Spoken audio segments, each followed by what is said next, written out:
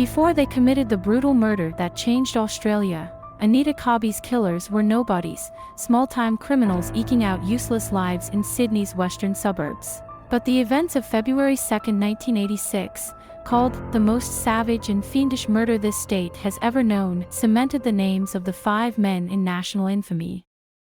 Anita Cobby was a beautiful 26-year-old Australian woman who lived in Blacktown, New South Wales, and worked as a nurse. She was also married to a man named John Travers, who she met while studying for her nursing degree at Sydney Hospital. During the time of Anita's murder, the couple were actually separated, and she was living with her parents. The couple were actually in the process of reconciling. When Anita was younger, she participated in beauty pageants and even won the Miss Western Southern pageant in 1979.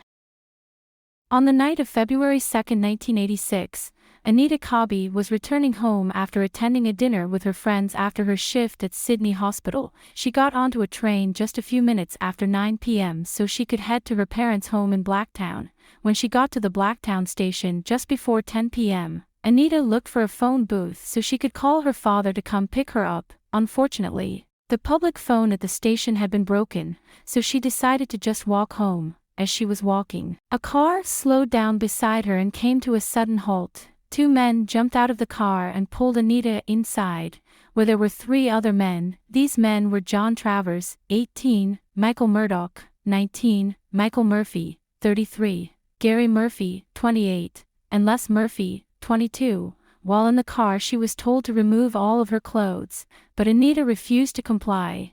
As she begged the men to let her go, she explained that she was married, and that she was also menstruating. The men did not care and beat her severely for disobeying them. After they beat her, they forcefully stripped her of her clothes, and made her perform oral sex on all 5 of them. Afterwards, they robbed Anita and stole her money to use for fuel at a gas station, and then drove her down Reen Road to the secluded paddock, and on the way there she was held down and repeatedly sexually assaulted and beaten.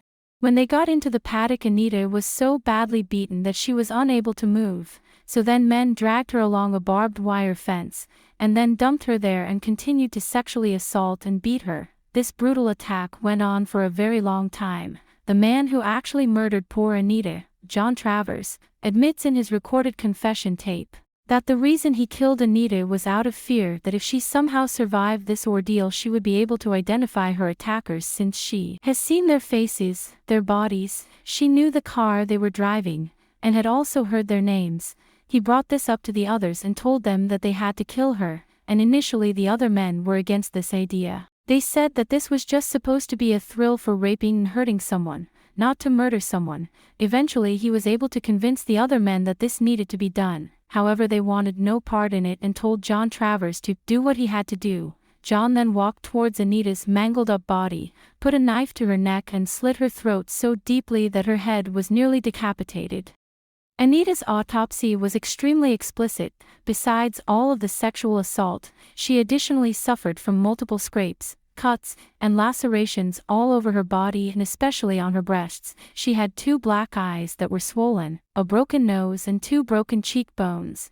Along with self-defense wounds, she also had a finger that completely sliced open, from the tip of her finger down to her hand, most likely being from defending herself. On that same hand there were multiple broken fingers, and on her other hand, several of her fingers were completely sliced off.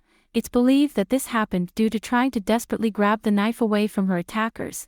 There were no stab wounds on Anita's body. Lastly, her neck was severely sliced open, nearly decapitating her. When Anita didn't return home, it was originally assumed that she spent the night at a friend's house. However, when she didn't return the next day, a missing person alert was sent out. Everyone heard on the news about Anita being missing, and she was missing for 2 days before she was found by a farmer. It was actually on this farmer's property that Anita's body was found. While he was out working on his farm, he noticed noises coming from the cows, and that they were all huddled around something. He figured it could have been a dead animal or something, so he went up to check, and that's where he saw Anita's body.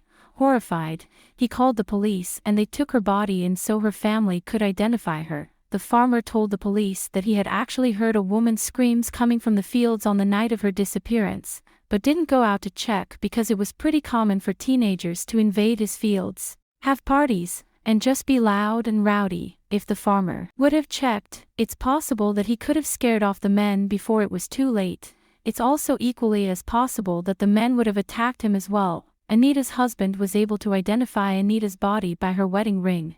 Her parents then came in, but her father told her mother not to go in there, as he doesn't want her to see Anita in that state. He says that he just can't believe that this happened to his daughter. But if it weren't her, it would have been someone else's daughter.